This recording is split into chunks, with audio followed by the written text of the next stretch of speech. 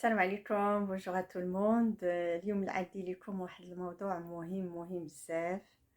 هذا الموضوع هذا كيتعلق بالحياة اليومية، خاصة الصلاة.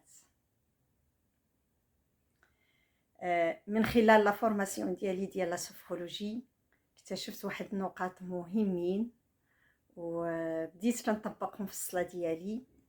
الحمد لله. وليت كنتخشع في الصلاه ديالي، والعقل ديالي ما بقاش كيخرج ليا من اطار الصلاه، لانهم كتعرفوا لان كنقولوا الله اكبر كيجي الشيطان يبدا يدق عليك.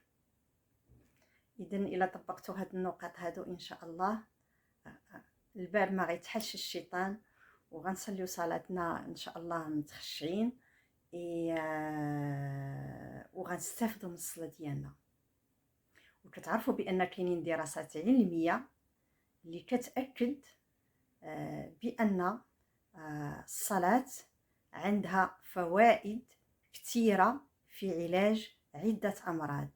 اذا انسان مصلي يصلي واحد الصلاه مقاده ويتخشع في الصلاه ديالو ويستافد من الصلاه ديالو.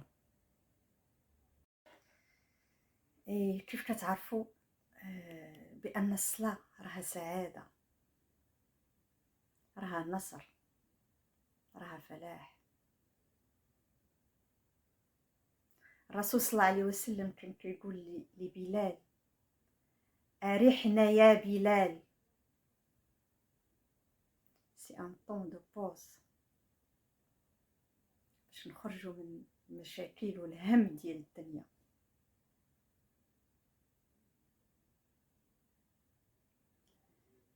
والصلاة هو واحد الوقت اللي كنخاطبوا فيه الله سبحانه وتعالى، وهذا هو الفرق ما بين لا ميديتاسيون و لا بريير.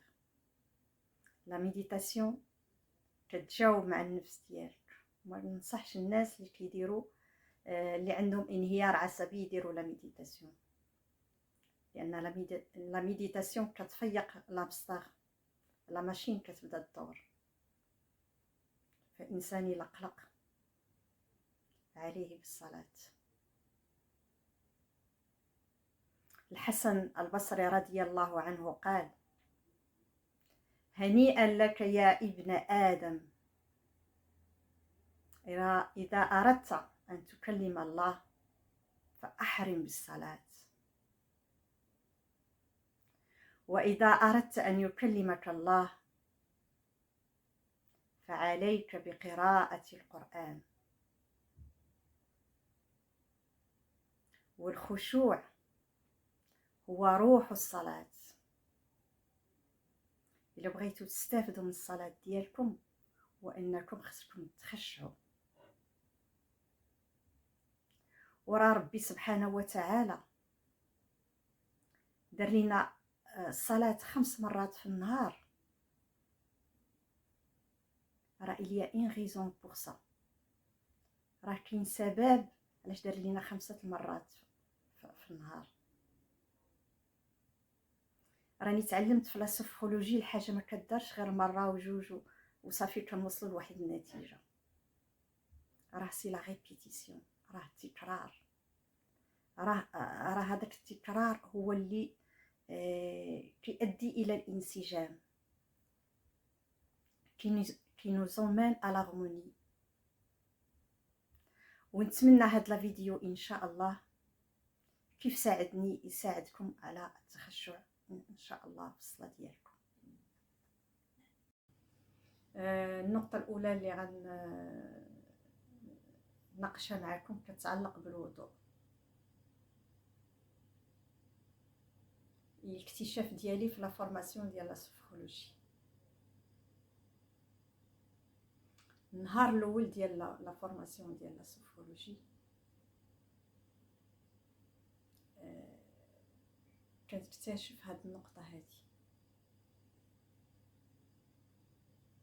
اش كنديروا حنايا في لا فورماسيون؟ كنديروا لا تيوري اي لا براتيك. ملي جينا لا براتيك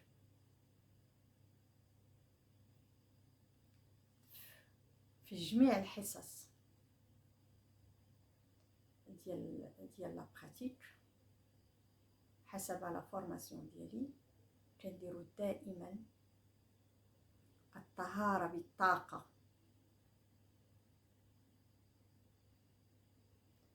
اون شين كيسميوها اون اوف، هي باش كنفيقوا الجسم ديالنا بحال اللي شعلتي اطفيتي الضوء.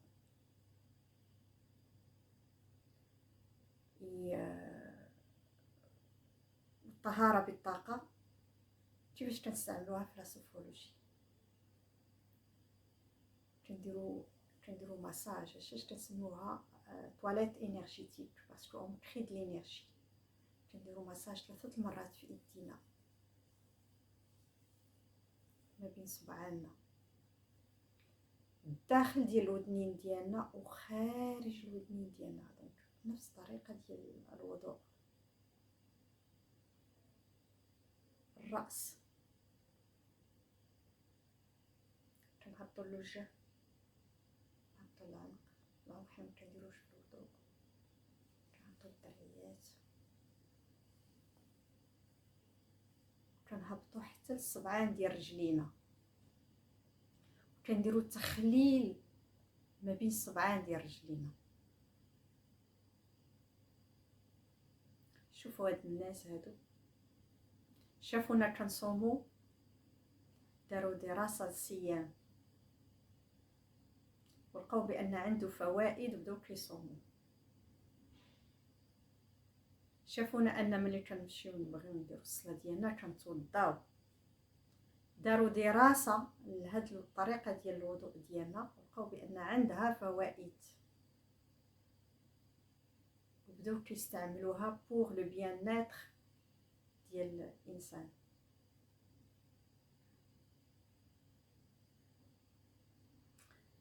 هاد التواليت انرجيتيك كنسميوه انتروسبكسيون، معناه تحليل المشاعر. السيده اللي دارت لينا لا فورماسيون قلت لها مدام راه هاد التواليت انرجيتيك، هاد الطهاره بالطاقه، راها تقريبا نفس الطريقه ديال الوضوء ديالنا قبل ما نمشيو نصليو. قالت لي سي اون بريز دو كونسيونس. كنفيقوا الجسم ديالنا، كنوعاو بالجسم ديالنا. وحاجه باش نوصلها لكم اللي توصلت بها، ان الصلاه اللي بغى يصلي واحد الصلاه باش يستافد منها راه كيبدا التخشع، كيبدا الوعي بالنفس من الوضوء. فوالا كيف قلت لكم بان انسان كيبدا يتخشع من الوضوء. كيف عارفين باننا يمكن لنا نتكلموا حنايا كنتوضاو؟ من صحكم ما تتكلموش. الا كنتي فريمون باغي تستافد من الوضوء ديالك ما نتكلمش، ونقولوا لوليداتنا والازواج ديالنا راه حنا غنمشيو نتوضاو باش لا صونا التليفون ما يعيطوش ليا، وإلا احتاجوني ما يعيطوش ليا، راه فلان راه سي راه كيتوضا. وكيف كتعرفوا راك تبداو بسم الله الرحمن الرحيم واعوذ بالله من الشيطان الرجيم واستغفر الله استغفر الله اش كتعني راه صافي، راه كندخل في الوضوء، راه كنسى الحياه اليوميه. وملي نجيو ليدينا ندير واحد المساج ليديا، ندير تخليل اصابع، ندير الظهر ديال يدي، ندير الكفوف ديال يدي. ورا الله سبحانه وتعالى عطانا نديرو كل حاجه كنديروها 3 المرات باش ما ننساو حتى شي بلاصه. من بعد ندوز المضمضه نعقل عليها، نيفي نعقل عليه، وجهي ما نخلي حتى شي بلاصه في وجهي وانا ما كنمساش، ونهبط للدرعيات ديالي ونعقل عليهم، ندير مسح الراس ونعقل عليه، ندير الودنين، داخل الودنين وخارج الودنين ونعقل عليه، ونهبط رجليا وندير ما بين الاصابع وتحت الاصابع. راه كاين دابا دي ريفليكسولوج اللي كيداويو عده امراض غير بالماساج. اذا انا نستغل الوضوء ديالي باش نفيق الذات ديالي. سي اون بريز دو كونسيونس، وعي بالنفس. كيف قلت لكم راه سي اون انتروسبكسيون، سيتادير تحليل المشاعر. وإلا طبقتوا هاد الطريقه هادي راه غتستافدوا من الوضوء. ودابا هضرنا على الوضوء، غندوزو للصلاه وغنقول لكم عاوتاني كيفاش نديروا شي حوايج باش نتخشعوا في الصلاه ديالنا والعقل ديالنا ما يخرجش لينا من اطار الصلاه. صافي دابا انايا واجده باش نمشي نصلي، ولكن باش نتخشع في الصلاه ديالي خاص اي حاجه اللي غادا تبرزني في الصلاه ديالي نحيدها. الا كانت البوطه مشعوله نقص منها، التليفون نحيد ليه الصوت ولا نطفيه. شحال من مرة كنشوفها في المغرب كتصلي بالدزارة ديالها، في الجيب ديال الدزارة كاين تليفون، كيصوني التليفون، كتحط الجيب ديال الدزارة وتخرج التليفون وتعطيه للسيد اللي حداه تقول ليه هاكا جاوب. وراكم عارفين المغرب ماشي عيط لك مرة واحدة ويخلي لك ميساج، بقى يعيط يعيط يعيط حتى تجاوب. فوالا. وانسان ملي كيكون كيصلي الله يرحم الوالدين، الناس اللي كيكونوا حداه يحترموا هذاك الانسان اللي كيصلي، لان ملي كتجبدوا مواضيع اخص مواضيع ديال العائله راه هذاك الانسان كتخرجوه على صالته. والوليدات الله يرضي عليكم ملي يكون انسان كيصلي احترموه الله يرضي عليكم. فوالا. انا قدام الله سبحانه وتعالى رونديفو افيك الله، ننسى المشاكل ننسى هم الدنيا كلشي نحطو حدايا، وملي نسالى صالتي ما نهزوش، نخلي الهم ونخلي المشاكل. كاينين جوج نقاط مهمين في الصلاه اللي غنقولهم لكم. اول حاجه هي لا بوستور. سي تري امبورطون ان الظهر يكون مستقيم، الكتاف الراس كومسا، لان ملي كيكون الظهر مستقيم سي دو لا كونسيونس، هو الوعي. une bonne posture c'est une bonne conscience. وهاد النقطه هادي كنأسيستيو عليها بزاف لا سوفرولوجي، ومن بعد غندير ان فيديو خاص غير بلا بوستور. دونك نقاد الوقفه ديالي وانا كنهضر مع الناس اللي ما عندهم مشكل في الصحه، ما عندهمش مشكل في الصحه. نقاد لا بوستور ديالي، الكتاف ديالي الراس ديالي، لي بيي bien ancrés au sol. On dit pieds ancrés au sol. L'ancrage, c'est très important. Une bonne posture, c'est une bonne conscience. كلي كيصلي على رجل وحده، الا صليتي على رجل وحده وإلا هبطتي كتافك العقل كيخرج من الصلاه. سي une bonne concentration. هو انك تقاد لا بوستور ديالك، تكون واقف droit مستقيم. هذه هي النقطة الأولى. النقطة الثانية هي أن الشوف، خاصني نقص من الشوف ديالي. كنشوف البلاصة اللي غنحط فيها راسي، يوم ميم طون كنقص من الشوفة ديالي. ملي كنقص من الشوفة ديالي كتأديني إلى التخشع، وهذه هي الطريقة اللي كيستعملوا في لا ميديتاسيون. كنقولوا حنايا اون سوفرولوجي les yeux entre ouverts.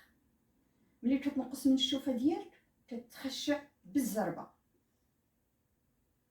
سي تري امبورطون، لان الا بقيتي حال عينيك غنشوف الزواقه ديال الزربيه، نبقى نحاضي الزواقه، غنبقى حاضيه الالوان، غيبان ليا الوسخ في ما دايراش الميناج. دونك انسان ينقص من الشوفه ديالو، سي تري امبورطون. دونك كاينين ثلاثه الحوايج. هو نخلي نحط هم الدنيا ومشاكل الدنيا، ونقاد لا بوستور ديالي ونقص من الشوفه ديالي. هذه الا درناها راه غتكون عندنا اون تري بون بريير، وغنستافدوا من لا بريير ديالنا. عاوتاني ملي غنهبط كنقول عاوتاني الله اكبر، وكنقاد عاوتاني الظهر ديالي. خاص الظهر ديالي يكون بلا، تكون عندي واحد الزاويه ديال 90 دوغري، ونطلع عاوتاني ونقاد الظهر ديالي et les pieds bien ancrés au sol. وملي كنهبط كنحط راسي، كنعقل على راسي، كنزيد. ملي عاوتاني كنجلس بحال هكا عاوتاني نقاد ديما الظهر نقاد. الا درتها راه العقل كيخرج، وراه ما مزياناش لينا حتى الصحه. لا عوجت صليت 5 ديال الصلوات راه بالظهر عوج، راه حتى الظهر ديالك كيعوج. اذا نقاد ظهري بوغ اون بريز دو كونسيونس والصحه ديالي. وإلا لاحظتوا تحت الهيدوره كاينه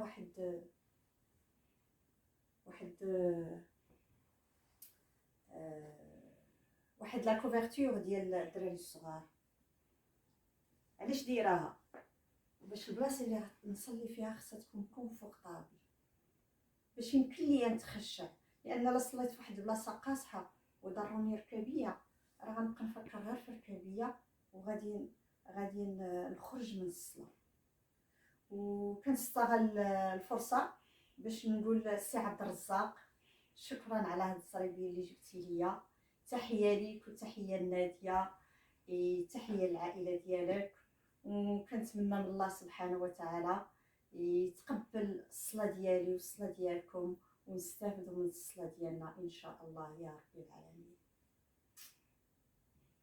فوالا ان بتي ريزومي لهاد لا فيديو هذا. قلنا بان انسان خاصو يبدا يتخشى من الوضوء، وملي توضا ويجي قدام الصلايه ديالو خاصو ينسى مشاكل وهم الدنيا، ويقاد لا بوستور ديالو، وينقص من الشوفه ديالو. ولا طبقنا هذا الشيء ان شاء الله راه غنستافدوا من الصلاه ديالنا، وغادي نتخشعوا في الصلاه ديالنا. وراه في قوله تعالى في سوره المؤمنون: قد افلح المؤمنون الذين في صلاتهم خاشعون. وكنتمنى من الله سبحانه وتعالى يتقبل الصلاه ديالنا، وكنتمنى هاد لا فيديو يكون صدقه جاريه ليا وليكم. وكنقول لكم شكرا et à bientôt Inch'Allah. Voilà, je partage avec vous ma sortie de ce week-end sur la plage de Kiol. Ça c'est la falaise de Trota. Elle est vraiment magnifique. Regardez là en haut là. Il y a des gens qui montent en haut là. C'est une très jolie plage, une grande falaise. Il y a des gens là-bas en haut.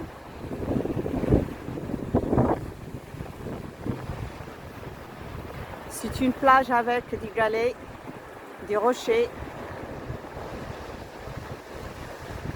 Là-bas en haut, il y a des maisons en face de la mer.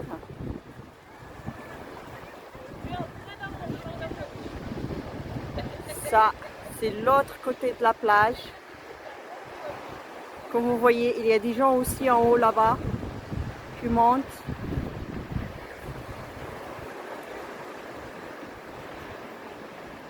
C'est vraiment un endroit magnifique, un endroit de respiration, un endroit sans masque. Ça sent la mer, ça sent les poissons, ça sent les algues. Il faut profiter. Il faut profiter des plages, pas les cafés, pas les restos. Il n'y a pas mieux que la nature. Forêt, montagne, la mer. Je suis sur la falaise de l'autre côté. Donc, je partage avec vous une très belle vue de la falaise de Trota avec de la plage. C'est vraiment magnifique. Voilà, ça c'est Tilleul. Et moi je monte sur l'autre côté vers la chapelle qui est là. C'est la chapelle Notre-Dame de la Garde. Voilà. Je vais monter en haut et je vais faire encore une vidéo pour vous.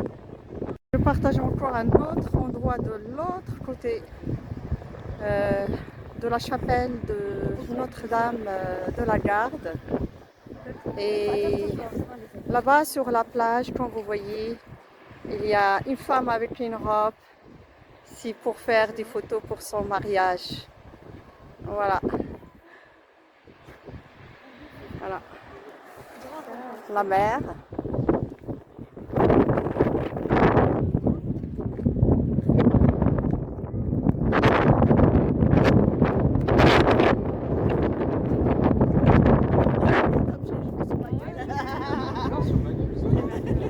Sur la falaise de Trota.